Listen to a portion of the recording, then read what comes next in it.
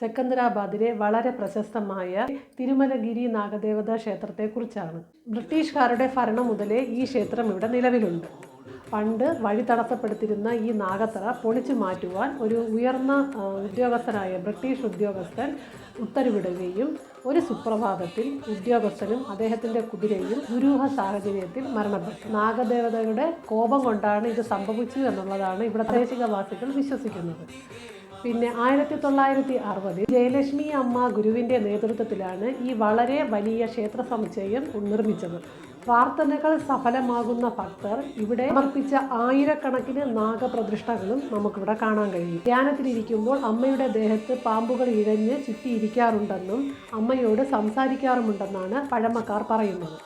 അമ്മയുടെ ജീവസമാധി ക്ഷേത്രത്തിനകത്ത് സ്ഥാപിച്ചിട്ടുണ്ട്. അവിടെ നിന്ന് നമ്മുടെ എന്ത് ആഗ്രഹങ്ങളും പ്രാർത്ഥിച്ചാൽ അത് ഉടനെ സാധിക്കുമെന്നുള്ളൊരു വിശ്വാസം കൂടെയുണ്ട്. ആഗ്രഹം സാധിക്കുന്ന ഭക്തർ ഒരു മഞ്ഞ തുണിയിൽ ഒരു നാണയം വെച്ച് ചുറ്റിക്കെട്ടി അതിനെ ചിതൽപുറ്റിൻ്റെ അടുത്തോ അല്ലെങ്കിൽ ആൽത്തറ മരത്തിലോ കെട്ടിയിടുന്നു. ഇതിനെ പറയുന്ന പേരാണ് മുടിപ്പ് എന്നാണ് അവിടെ പറയുന്നത്.